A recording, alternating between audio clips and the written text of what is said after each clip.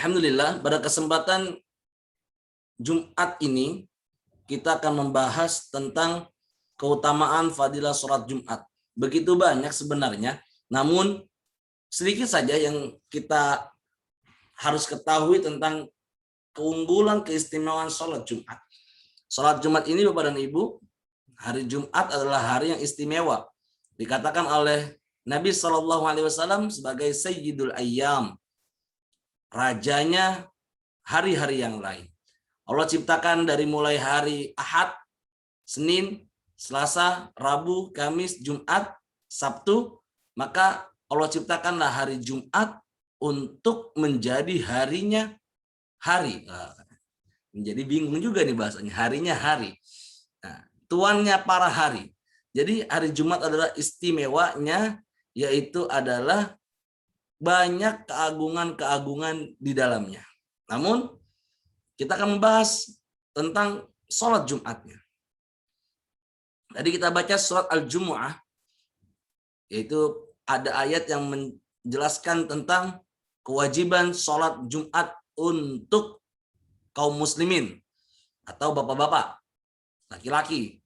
Nah, Allah Subhanahu wa taala berfirman, "Ya ayyuhalladzina amanu idza nudiya lis-sholati min yaumil jumu'ah fas'au ila zikrillahi wa dzarul bai' dzalikum khairul lakum in kuntum ta'lamun."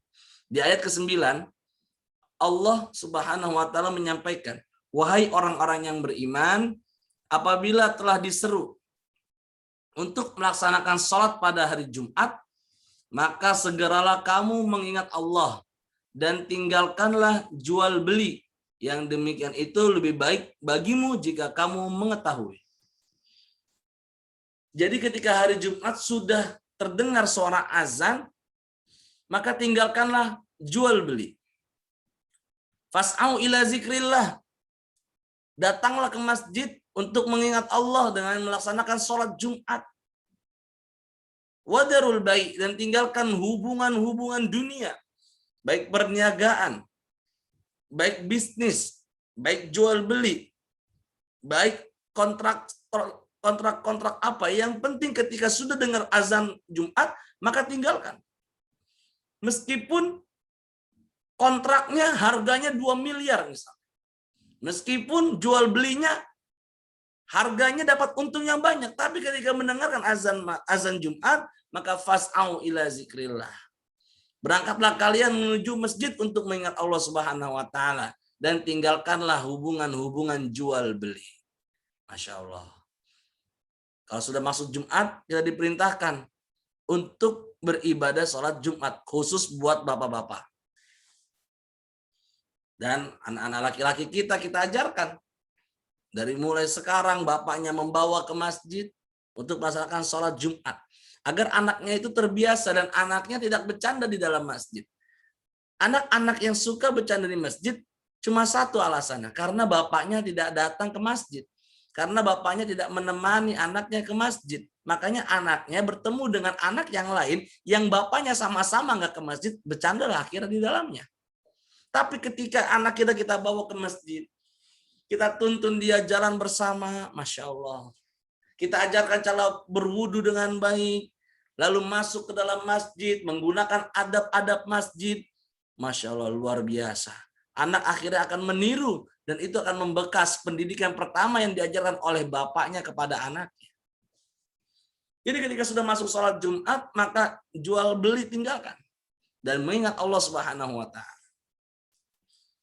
Lalu selanjutnya, ayat selanjutnya, faida qudiyatis sholatu fantashiru fil ardi wabtaghu min fadlillah wadhkurullaha katsiran la'allakum tuflihun. Ayat ke-10 Allah Subhanahu wa taala berfirman, apabila sholat telah dilaksanakan, maka bertebarlah kamu di muka bumi, carilah karunia Allah dan ingatlah Allah banyak-banyak agar kalian mendapatkan keberuntungan. Mari sama-sama kita simak. Di ayat ke-9, Allah mengatakan ketika sudah dengar azan Jumat, engkau berhenti jual beli. Engkau berhenti hubungan berniaga.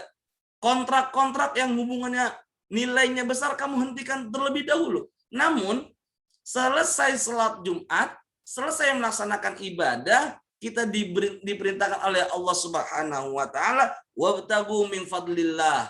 Carilah karunia Allah Subhanahu wa taala bertebar ke muka bumi ini. Yang bekerja di kantoran melanjutkan usahanya. Yang bekerja di pasar melanjutkan dagangnya. Yang bekerja dimanapun melanjutkan setelah melaksanakan sholat Jumat. Bukan berarti Islam melarang kita untuk berniaga, namun ketika ibadah jadikan nomor satu, lalu dilanjutkan dengan mencari nafkah. Doa adalah ikhtiar kita kepada Allah. Sedangkan usaha adalah ikhtiar kita untuk mencari apa yang Allah kehendaki. Ya, saya ulangi, doa adalah ikhtiar kita kepada Allah. Kita minta, ya Allah, berikan kami kesehatan, berikanlah kami rezeki, berikan kami anak yang soleh dan soleha, berikan kami calon istri yang baik, yang cantik, yang julita, wah segalanya pokoknya. Itu ikhtiar yang menghadap kepada Allah. Dan adapun usaha kita adalah ikhtiar usaha untuk mencari keridhaan Allah.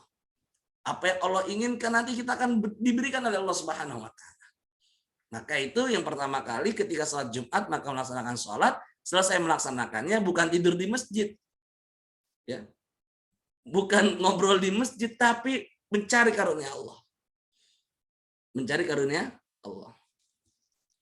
Dan orang-orang yang mau mencari karunia Allah, itulah orang-orang yang tawakalnya tinggi.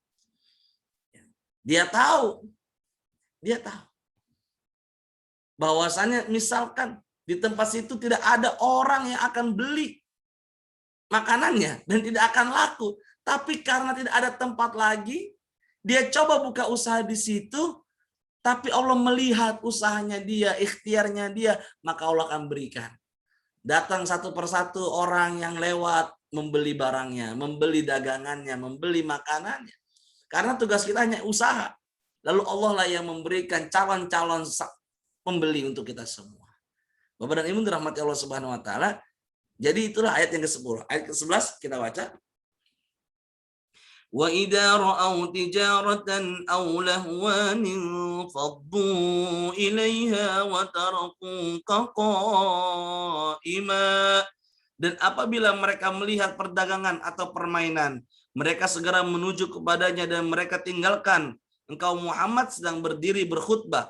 Katakanlah, apa yang ada di sisi Allah lebih baik daripada permainan dan perdagangan, dan Allah pemberi rezeki yang terbaik. Kalau ada orang ketika masih melaksanakan perniagaan, padahal khatib sudah memberikan khutbahnya, maka orang tersebut kata Allah Subhanahu wa taala adalah orang yang mengutamakan permainan. Padahal beribadah di sisi Allah Subhanahu wa taala jauh lebih baik, dan Allah lah yang sebagus-bagusnya pemberi rezeki terbaik. Jadi kemarin sudah kita bahas sedikit ya tentang sholat.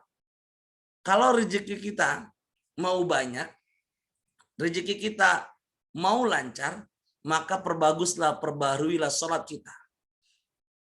Perbaikilah hubungan kita dengan Allah Subhanahu wa taala. Meskipun nggak hafal Quran misalkan, yang dibaca cuma kulhu, kul audrob bin nas, inna atoina doang.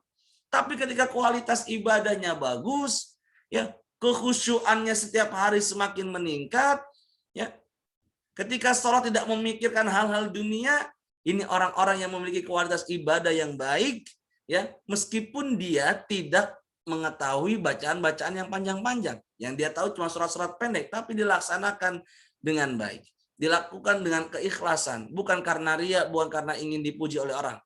Maka Bapak dan Ibu dirahmati Allah Subhanahu wa taala, ayat yang terakhir menjelaskan bahwasannya ketika sudah azan, lalu masih ada orang yang berniaga, berjualan. Ini biasanya yang berjualan di depan masjid loh, Masya Allah.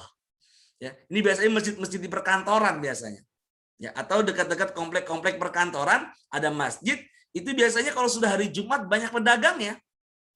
Kita contoh aja lah, Masjid Sunda Kelapa atau Masjid Cut Mutia misalkan yang di daerah-daerah sini yang dekat-dekat. Masjid Istiqlal juga sering ya. Kalau sudah Jumat itu pedagangnya ramai sekali. Bukan cuma makanan doang, baju bekas juga ada, sepatu juga dijual. Bahkan abang yang jualan itu yang nggak sholat malah kan. Nauzubillah. Dia mencari ya uang 10.000 dalam arti cuma jualan ketoprak, jualan gado-gado, tapi dia tinggalkan sholat Jumat. Maka orang-orang yang seperti ini yang ketika khotib sudah berdiri lalu dia masih berniaga, maka dia tidak mendapatkan pahala Jumat. Dan sholatnya hanya sia-sia saja, Bapak dan Ibu. Ya, Masya Allah. Fakot lago. Kalau orang yang ngomong saja, yang ngomong, ketika khotib naik ke atas mimbar, dia hanya bercakap-cakap, maka dikatakan pahalanya sia-sia. Fakot lago. Fala Jum'atalah. Nggak ada Jumat bagi dia. Apalagi orang yang datangnya pas lagi imam mau takbir, ya. Pedagangnya juga begitu. Ini perlu kita sama-sama renungi, ya. Mungkin kalau kita di perkantoran juga masih seperti itu, tinggalkan. Ya, kita menuju kepada Allah, lapar sedikit kita tahan, ya. Haus sedikit kita bisa minum sebentar. Ya. Kalau lapar kita tahan sampai selesai sholat Jumat. Jadi Bapak Ibu rahmati Allah Subhanahu wa taala, itu baru penjelasan global tentang sholat Jumat.